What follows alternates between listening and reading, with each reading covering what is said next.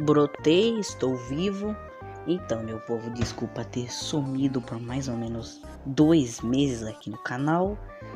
E tá complicado, eu tô sem conteúdo, mas eu já decidi o que eu vou trazer para esse canal aqui, tá bom? E como vocês podem ver aí, eu fiz um vídeo bem diferente assim.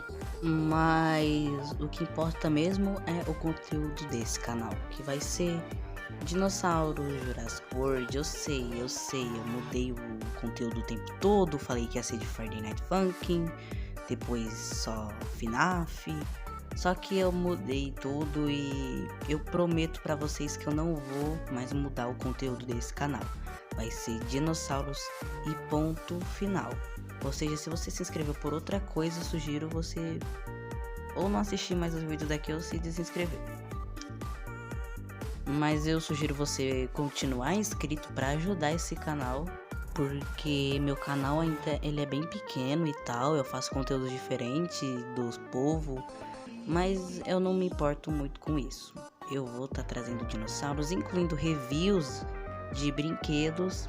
Eu vou estar trazendo reviews que, bem, eu vou comprar um kit de Jurassic World da Mattel. Se eu conseguir, eu trarei review para vocês, mas vocês têm que deixar like nesse vídeo. E eu acho que era só isso que eu tinha para falar mesmo. Vou fazer uma vinheta pro meu canal também. E vai ter parte 2 do vídeo lá de informações. Provavelmente vai ter, mas eu tô prevendo isso ainda. E bem, acho que era só isso que eu tinha para falar. Já me lembrando, esse bicho aí é um híbrido que eu criei. Que se vocês quiserem eu contar a história aí pra vocês de como eu criei esse negócio.